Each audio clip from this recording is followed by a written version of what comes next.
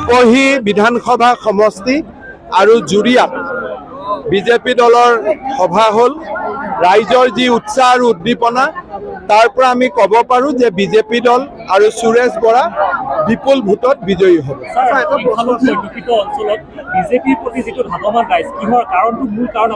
চাওক, টকা নোলোৱাকৈ চাকৰি হৈছে, দেশত দালালি কমিছে, দুখীয়া মানুহে অৰুণোদয় পাইছে পাব, আৱাস যোজনাৰ ঘৰ পাইছে পাব, মানুহে কংগ্ৰেছৰ দুৰ্নীতিৰ পৰা মুক্ত হ'ব খুজিছে।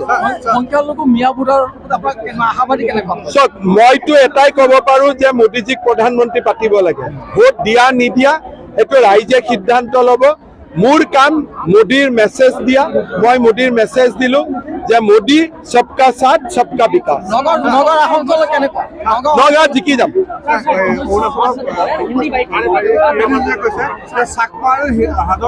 কিৰেণ ৰিজিজুৱে কি কৈছে মই নাজানো। ভাৰত চৰকাৰে আমাৰ লগত এইবিলাক কথাও নাই।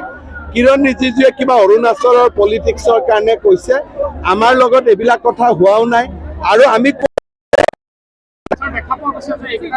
গতিকে এইবিলাক যিবিলাক কথা কৈছে সেইটো কথা চাকমা হাজং কোনো মানুহে মোক আজিলৈকে লগো কৰা নাই।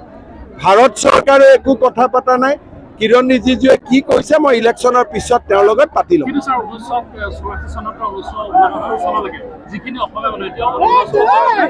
সেইখিনিক আমি অসমৰ নাগৰিকত্ব দিম। সেইখিনিৰ কাৰণে মই ব্যৱস্থা কৰিছোঁ। যিখিনি অৰুণাচলত অসমীয়া মানুহ আছে, এইবাৰ বাংলাদেশৰ পৰা অহা অসমীয়া দাস, কলিতা, গগৈ, কোচ, কছাৰী, মৰাণ, মটক এই মানুহখিনিক অসমীয়া নাগৰিক।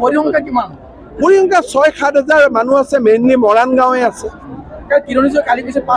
কিৰণ ৰিজিজুৰ মই কথা নাজানো। কিৰণ ৰিজিজুৱে কি কৈছে, তেওঁতো ভাৰত চৰকাৰৰ কোনো তেনেকুৱা দায়িত্বটো নাই। কিন্তু অকল আমি মৰাণ মটক এই মানুহখিনিক আমি PRC দিম।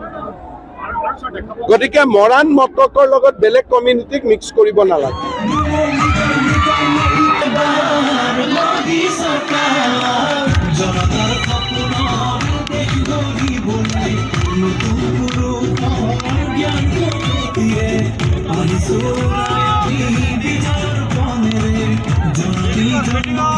জননী